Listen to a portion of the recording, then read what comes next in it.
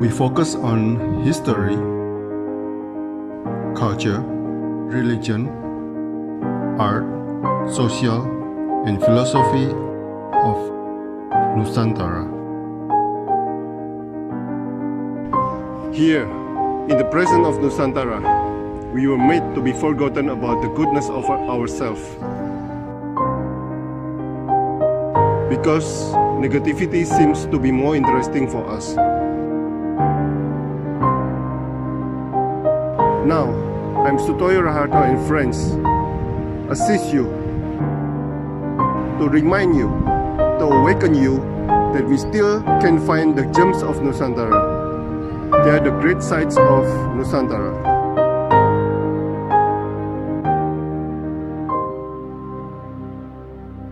Selamat sore Bu Susan, aka kaki kelinci nih. Selamat sore Pak Sutoyo. Ada apa dengan kaki kelinci? Mengapa tidak kaki rusa atau kuda atau yang lain, Bu? Silakan. Oke, ya. Jadi sebenarnya saya berganti nama di Instagram. Ini khususnya di akun Instagram ya. Itu baru 2 minggu menjadi nama kaki kelinci. Dan kenapa kelinci? Ya, baru.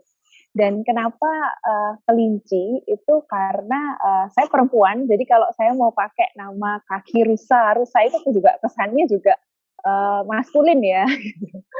Kalau kelinci kok kesannya masih ada femininnya begitu. Jadi ingin menunjukkan sisi perempuan. Kemudian kenapa kaki? Karena saya mempunyai hobi yang berhubungan dengan mendaki gunung dan itu yang banyak dipakai adalah kaki. Itu. Jadi ingin juga menjadi sebuah filosofi bagaimana biar kaki saya yang bercerita gitu. Dan kenapa kelinci? Salah satunya itu tadi dan juga ketika saya membaca filosofi mengenai binatang ini juga sangat banyak hal positif tentang kelinci ini. Bagaimana dia juga sabar, kemudian juga dia memiliki telinga yang panjang, itu bagaimana dia menjadi hewan yang istilahnya kalau telinganya lebar, telinganya panjang adalah dia lebih banyak mendengar. Itu. Kemudian juga dari sisi mata, dia matanya juga lebar, jernih. Itu bagaimana kita juga bisa melihat hal-hal sekitar itu dengan sudut pandang yang lebih luas, begitu. Dan juga hal-hal positif yang lainnya. Tetapi memang sering mengikuti maraton, triathlon, itu sering ya? Kalau untuk race lari sendiri itu sejak tahun 2018 saya cukup aktif mengikuti race lari atau event lari, tetapi saya belum sampai ke full maraton. Jadi baru sampai ke half maraton. Jadi di jarak 21 km. Kalau untuk triathlon saya sendiri belum karena memang untuk berenang saya bisa, tetapi untuk berenang di laut itu masih memerlukan mental yang lebih seperti. Mungkin renang dulu di Pengging ya? Iya, betul. Oke, saya mulai share picture ya. Iya. Tanggal 15, 16, 17, 18 Oktober naik gunung yang berbeda-beda. Apa yang ingin dicapai? Suatu kelelahan yang luar biasa atau suatu rekor untuk Anda sendiri? Silakan. Oke, ya. Jadi sampai sekarang pun saya juga masih tidak percaya saya bisa melakukan itu, Pak Sutoyo. Jadi waktu itu karena kebetulan juga ada tanggal merahnya, jadi saya bisa adjust untuk pergi di tanggal itu dan itu juga kebetulan gunungnya, lokasinya masih berdekatan, jadi masih di Jawa Tengah semua. Kemudian apa yang ingin dicapai adalah waktu itu karena saya merasa tubuh saya cukup terlatih, jadi saya cukup melatih badan saya ya, saya berolahraga secara rutin, kemudian mempersiapkan otot-otot kaki, dan saya merasa mampu, kenapa tidak begitu. Dan untuk 3 gunung itu memang juga dengan pertimbangan ya, tentunya dengan pertimbangan.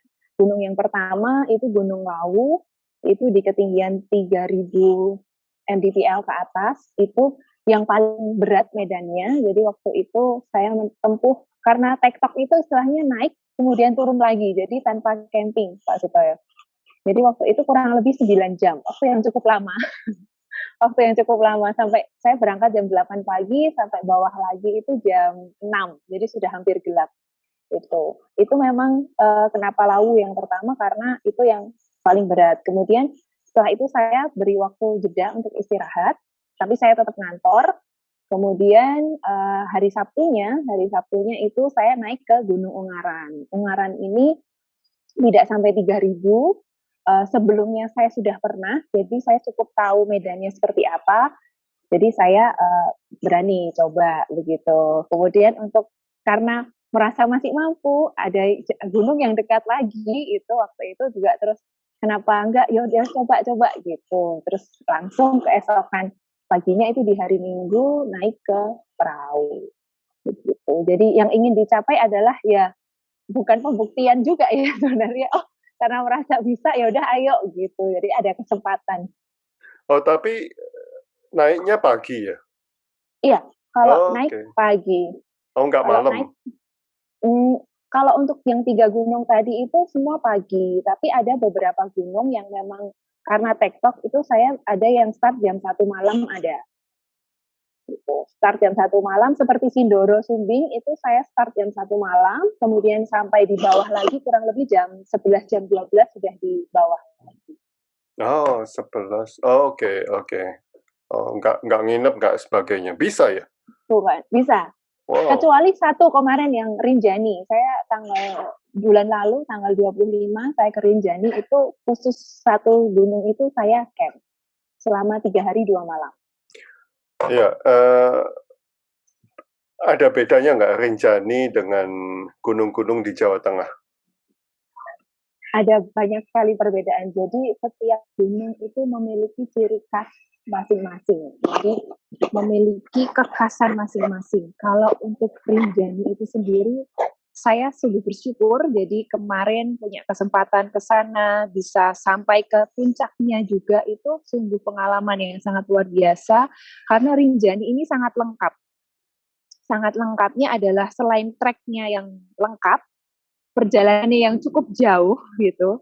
Karena untuk naik itu kita membutuhkan waktu 6 jam baru sampai di pelawangannya. Jadi baru sampai di area camp. Untuk naik ke summitnya itu butuh waktu 5 jam. Jadi total itu 11 jam. Itu Wow. di situ juga ada danaunya. Jadi dari situ juga dari summit itu kemudian kita turun lagi ke area camp. Dari area camp itu kita kan di sana ada danau namanya Danau Segara Anak. Itu dari camp tadi kita turun ke danau, itu butuh waktu kurang lebih 3 jam untuk turun.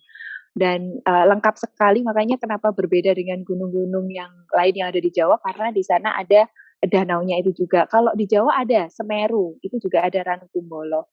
Dan untuk turun ini juga spesial lagi, untuk turun dari Danau Segara Anak itu karena kita kan kemarin lewat jalur Torean. Jalur Torean ini adalah jalur spiritual, jadi baru diresmikan bulan April lalu. Jadi bulan April itu jalurnya baru diresmikan, sebelumnya itu hanya untuk orang-orang daerah di sana, untuk sembahyang, untuk melakukan perjalanan yang sifatnya ritual. Nah, bulan April dibuka, kami bisa lewat sana, bisa turun di sana, dan turun itu membutuhkan waktu yang cukup lama, 7 jam. Oh, wow. Ya, karena benar-benar kalau kita bayangin biasanya turun tinggal turun ya, tapi itu turun masih ada naiknya, jadi melewati beberapa bukit. Udah kayak di Jahatori itu, melewati sungai juga gitu. Oh, melewati sungai juga dia. Iya. Itu sebutannya Jurassic Park Indonesia. Karena Oke. benar-benar bagus sekali. Loh, Kalau kata iya, melewati sungai, nyebrang sungai. iya, menyeberangi sungai. Oh, Menyeberangi sungai, cuman sudah diberi semacam itu apa, bambu-bambu, kayu-kayu itu. Gitu. iya, Kemudian ada yang sudah saya lihat fotonya seperti Jurassic Park katanya. iya. Iya. Oh, padahal saya berkali-kali ke Lombok. Belum ke sana. Itu perlu persiapan ekstra, terutama fisik kalau ke sana. Iya, karena Ah, untuk naik kurang lebih itu tadi. bawa backpack juga, Bu. Iya, jadi di sana itu menariknya, mereka itu ada, kan saya join trip. Jadi di sana itu ada porter dan ada guide. Porter itu yang membawa barang-barang logistik kita. Nah, itu mereka sangat kuat sekali. Mereka bawanya itu bukan tas, tapi yang dipikul. Dan mereka nggak pakai sepatu, Pak. Wow. Mereka pakai sendal jepit. Bahkan ada yang nggak pakai nggak pakai alas kaki. Kemudian ada, nah porter itu yang membawakan barang kita sampai ke area camp. Kemudian ada guide. Guide itu tugasnya adalah untuk mengantarkan kita sampai ke puncak. Begitu. Wow, amazing ya. Iya. Dan mereka porter itu sekaligus masakin kita. Oh. Ya.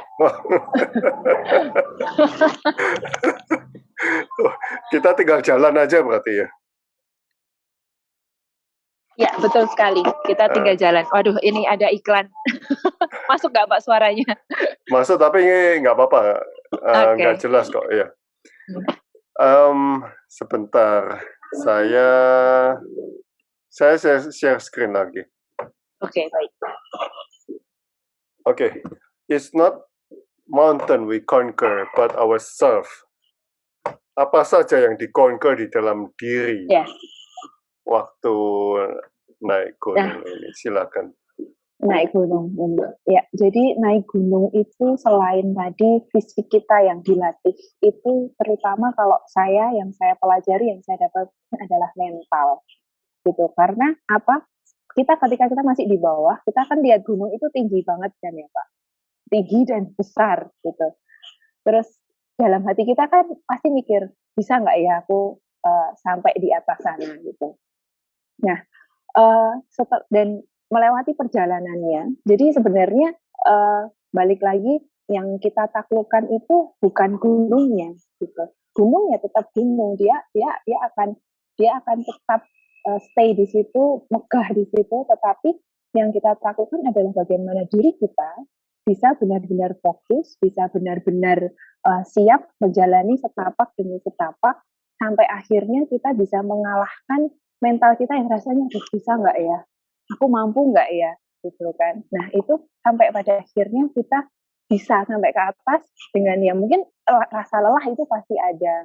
Belum lagi itu kalau panas, apalagi saya perempuan yang biasanya panas sudah takut gosong atau apa. Nah itu. Tetapi ya itu yang kita takutkan adalah bagaimana juga diri kita. Dan satu lagi yang membuat saya tertarik kenapa saya suka naik gunung itu, waktu tahun 2018 itu pertama kali saya naik gunung, saya naik Merbabu.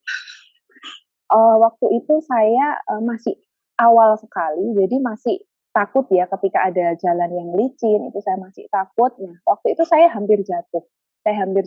Kebetulan di depan saya ada seorang mbak-mbak, jadi seorang perempuan itu, dia bawa tongkat. Dia lihat saya mau jatuh, langsung tongkatnya tuh langsung dikasihkan ke saya bisa tangkap tongkat itu, saya nggak jadi jatuh. Setelah itu dia langsung kasihkan tongkat itu ke saya, udah Mbak dipakai aja. Loh Mbak jangan, padahal saya tidak kenal dia siapa. Dia langsung, udah pakai aja. Loh jangan, nggak apa-apa, saya tinggal turun, Mbak yang lebih perlu. Jadi itu yang membuat saya masih merinding ini. Itu yang membuat saya, di atas itu, di gunung itu benar-benar orang itu rasa persaudaraannya. Jadi apa yang ditaklukkan itu egonya, juga bagaimana juga menghormati, bagaimana juga menolong orang lain itu sangat-sangat tinggi. Itu saya benar-benar belum temukan di pantai, saya nggak menemukan. Di gunung saya menemukan itu. Itu. Saya pernah interview diver. Oke. Ya. Katanya kalau di pantai memang enggak, turun di dalam laut baru ketemu. Baru ya, baru ketemu yang itu. Iya benar. Jadi semakin kesulitan itu tingkat tempat yang ada kesulitan tinggi itu orang semakin bergandengan tangan gitu. Ya. Harus coba itu. Oke. Iya. Next ya. Oke. Se-happy ini ketemu papan MDPL katanya. Ya. Mengapa? Suatu achievement atau apa ini? Ya. Jadi seperti seperti filosofi dalam hidup ya. MBPL itu adalah papan itu adalah puncaknya kan. Jadi itu adalah titik tertinggi dari sebuah gunung. Nah, sama seperti dalam halnya hidup itu, kalau kita itu kan punya goal ya, punya goal. Nah, ketika itu tercapai, itu kan kita rasanya senang, puas, nah seperti itu. Jadi lebih ke berhasil nih. Jadi apa yang tadi sudah kita taklukkan ya, rasa capek, kemudian rasa ngantuk, kadang-kadang juga karena kita jalan pagi, terus kemudian rasa yang aduh bisa nggak ya, aku mampu nggak ya, gitu. Nah itu akhirnya kan semua kita bisa kalahkan itu semua, akhirnya kita bisa sampai ke titik yang mau kita tuju itu. Gitu. Oh, berarti naik langsung tinggal berapa lama di puncak biasanya? Kalau waktu TikTok, jadi kalau TikTok naik kemudian turun itu kurang lebih 1 jam lah, karena kan saya suka foto ya Pak, saya suka foto.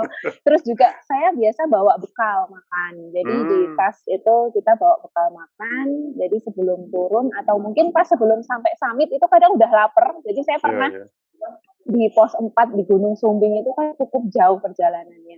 Itu saya sudah merasa lapar, kan kita harus mendengarkan tubuh kita. Jadi jangan sampai lapar terus kita paksa, kita pingsan malah merepotkan orang. Jadi harus bertanggung jawab. Jadi harus bertanggung jawab ketika sudah merasa body calling-nya itu udah lapar nih, ya udah makan gitu. Challenge-nya itu lebih berat siang atau malam? Kalau saya jujur challenge-nya siang. Karena apa? Siang kan, karena makanya kan siang. kita menghindari siang daripada menghindari siang, kita memilih malam biasanya. Iya, itu kalau saya secara pribadi mendapatkan poinnya seperti ini. Kenapa saya lebih suka malam? Karena kalau malam itu selain tidak panas, itu kan kita pakai headlamp kan, kita pakai senter yang hanya bisa melihat jarak dekat yang istilahnya setapak yang mau kita lewati. Nah, ya udah kita kan jalan aja, adanya jalan itu ya udah jalan. Cuman kalau siang itu semuanya kelihatan. Nah, ya itu kan biasanya tantangannya. Nah, ya, semua terlihat. Jadi ketika kita nengok ke atas gini, ini masih di sana ya, masih sejauh ini ya. Nah, itu mental yang bicara.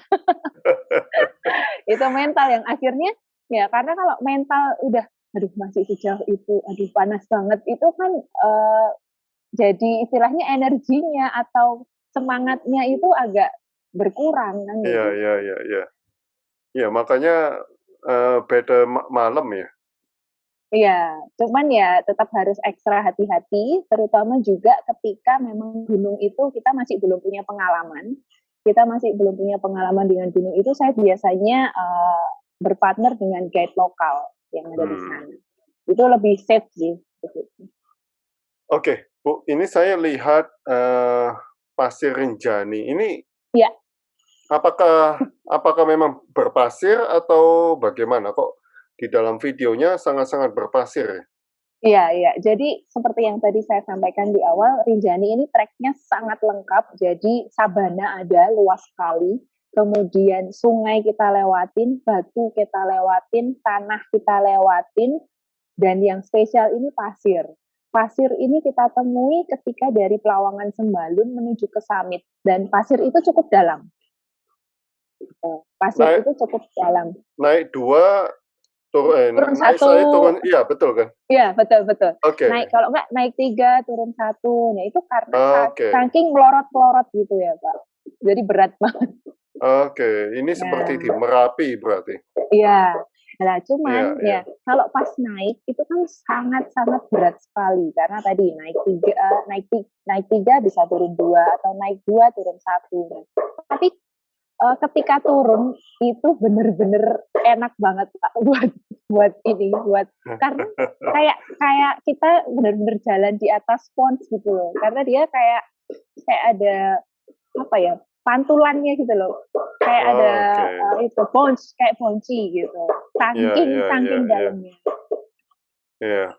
Makanya saya tulis di situ while enjoying ya. Kalau turun kan enjoy banget itu. Tapi debunya itu ya? Ya, debunya. Makanya itu juga waktu saya ambil gambar ini juga saya kan lihat sudah sepi, udah pada turun, sudah pada di bawah, saya baru main seperti ini. Nah, kalau ini di Ini mana, Bu? sama masih di Rinjani, jadi itu kan ada Bentar. itu kan ada danau, Pak. Itu. Oke. Jadi ini waktu perjalanan turun dari Pelawangan Sembalun, dari Samit Pelawangan Sembalun turun ke Torean. Turun ke Danau Segara Anak, maaf. Itu kan danau, itu kan ada air itu di danaunya. Ini danau. Itu danau. Oke. Oh. Gitu. Dan danaunya itu banyak sekali ikan, kita bisa mancing di situ dan ikannya besar-besar. Oh, boleh mancing ya? Boleh mancing di situ. Infonya itu dulu yang menaruh benih di situ Pak Harto. Oh, oke. Nah, ini di mana nih? Di Wonogiri, Pak. Ini namanya Bukit Cumbri. Wonogiri perbatasan Ponorogo. Itu naik kurang lebih 30 menit kita sudah dapat view yang luar biasa. 30 menit aja. Bukit berarti ya, bukan? Bukit. Oh. Ada satu lagi, ini juga pemandangannya. Nah, ini di mana ini? Kalau ini di Banyuwangi, itu Taman Nasional Baluran. Itu orang bilang Afrikanya Indonesia. Indonesia ini kaya banget, Pak. Ini memang ada tengkoraknya sapi apa kerbau ya? Kerbau atau banteng itu, iya. Oh. Nah, apa yang kita lihat di sana? Hanya taman atau hutan atau? Di sana, di belakang saya itu Gunung Ijen. Yang di belakang itu Gunung Ijen, ya. Kemudian di situ hamparan. Jadi setelah kita dari loket mau masuk ke area ini itu kurang lebih jaraknya 8 kilo. Itu jalannya kanan kiri itu hutan yang sangat bagus sekali, jalannya bagus banget. Kemudian kalau untuk ketika sampai di hamparannya itu di sana ada binatang-binatang. Kalau yang banyak sekali itu monyet. Kemudian nanti sampai ke ujung agak belok ke kanan itu nanti ada pantai, tapi saya agak lupa nama pantainya. Jadi tembus di pantai juga itu, di area itu. Gitu. Wow. Iya. Sejak kapan suka adventure ini? Saya sejak 2018. Belum lama sebenarnya, belum lama. Apa yang membuat triggernya untuk ke alam ini? Jadi triggernya adalah waktu itu 2017 itu saya sempat divonis saya sempat opnam, jadi sempat dirawat gitu. Jadi masih muda tapi kolesterolnya nggak bagus ya, itu kesehatannya rapotnya udah jelek gitu. Nah, terus saya mulai dengan lari dulu pertama. Saya mulai dengan lari, join komunitas, kemudian dari situ ikut event-event race, terus kenal teman-teman, juga ada teman lama ngajakin ke Merbabu itu tadi. Jadi yang men-trigger adalah tadi kenapa gunung, dan kenapa gunung itu tadi ketika kita bertemu dengan orang yang kita nggak kenal itu kita bisa berbuat baik, kita bisa saling berbagi itu, karena itu nggak bisa kita temuin di dataran rendah kayak itu. jarang apalagi zaman sekarang. Oke. Terima kasih Bu Susan atas waktunya. Iya, sama-sama Pak. Atas sharing pengalamannya. Iya.